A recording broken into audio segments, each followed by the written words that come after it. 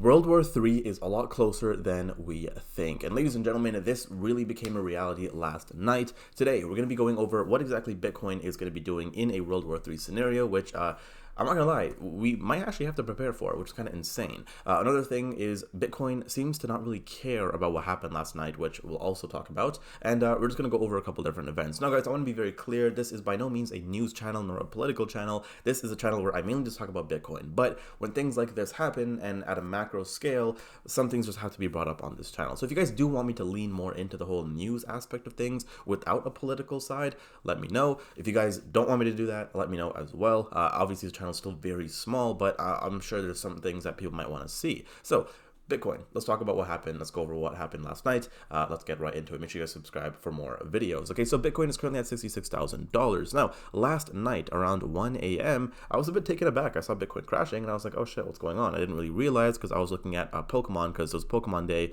and I, for some reason, wanted to see what the new Pokemon game had to offer, right? Anyways, Bitcoin crashed and I was like, okay, what happened? So it looked like yesterday Pakistan bombed Afghanistan as well, which is a whole different thing. But Israel basically struck Iran and Iran decided to retaliate. So that's basically what went on. But here's something that's pretty interesting. Bitcoin crashed from $65,000 all the way down to 63. Within a couple hours after that, I mean like literally less than 12 hours after that, we've pretty much recovered. So what does this indicate? First off, it says that Bitcoin is a pretty strong freaking asset. In fact, Bitcoin's actually up right now, right? So Bitcoin is obviously a pretty strong asset in the sense that I don't think a lot of external factors are going to be completely nuking Bitcoin. Now, if this was, the last bull run, I think Bitcoin probably would have dropped 20%, maybe like about 15%.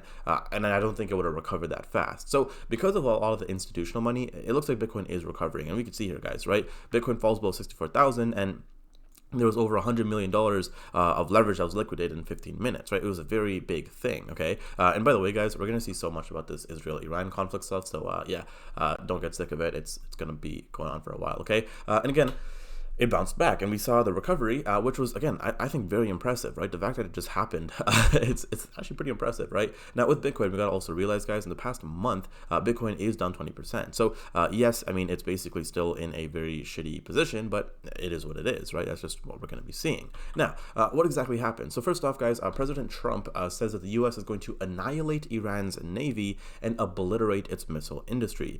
They basically posted an 8-minute video, which, by the way, is it just me, or does this video almost look AI? Again, I'm not saying it is AI, but does it almost look like this is AI? Just asking a question, okay? I don't care about Donald Trump. I'm Canadian. Actually, I do care about the stuff he does because it does kind of affect my life, but I'm Canadian, so I'm staying out of the American politics, okay? With that being said, and by the way, Canada's also in a shambles, so I'm not saying Canada's better either, okay?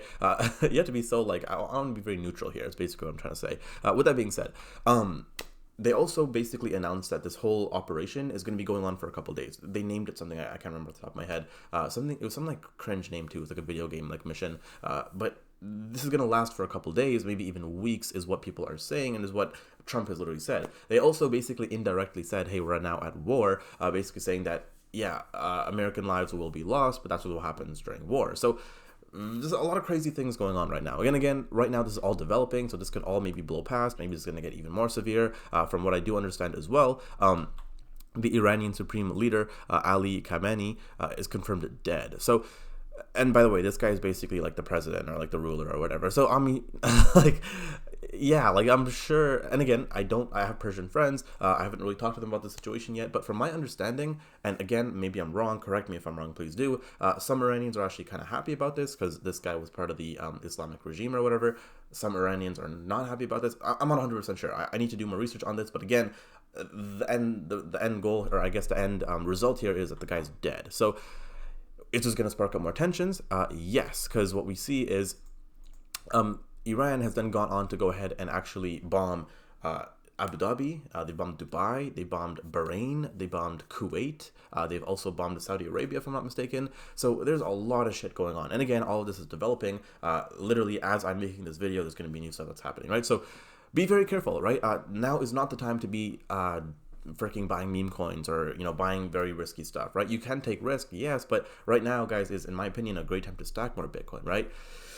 It is going to get crazy though, okay? Now with that being said, Iran is also telling vessels that they're closing the Strait of Hormuz, which is where 20% of global oil supply is going to be coming to a halt. So this has actually never happened in modern history. The reason that this is significant is because, guys, this means that the price of oil is going to go up. Like barrels of oil is going to go up. The Kobisi letter, which by the way, one of the greatest X accounts of all time in my opinion, they have a huge thread here basically going over everything. I did actually read through it. It's pretty interesting stuff. More or less, guys, this is going to basically have oil prices go up to $120 to $130 per barrel, right? This would imply a spike in US CPI inflation to about 5%. So yeah, a lot of things are going to be going on. I definitely recommend going through the Kabisi Letters Twitter, guys. One of the best X pages out there. So yeah, shout out to them. Now, moving forward, this is interesting, and again, I want to make this, back to Bitcoin, right?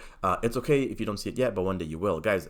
This all is just noise, right? At the end of the day, if we are in World War III and we're in a full-fledged war, sure. I mean, I think at that point, guys, we're not really worried about the Bitcoin price. We're more worried on safety and making sure that our loved ones and even ourselves are safe and alive, right? I think we have much bigger problems to worry about as opposed to the price of fucking Bitcoin, right? With that being said, I am hopeful that this will all pass, and I do think that, eventually we're going to kind of not forget about this, but we're going to more or less move past this, right? And remember, guys, the chart for Bitcoin, it is going to go up to $1 million. That's my price prediction. That is, in my opinion, programmed, and I do think it's going to happen. It's just a matter of how much Bitcoin can you buy before that does happen. And finally, oh look, war just broke out and Bitcoin is pumping. How is that so? Because you are a retarded idiot who panic sells the bottom on an already extremely oversold asset. Now, guys, I wouldn't go ahead and sell crypto or sell any assets right now. I would just go ahead and buy more because that's just the game that I play. I'm focused on growing my net worth and building wealth, not trying to catch quick trades and panic sell or, make emotional decisions. But guys,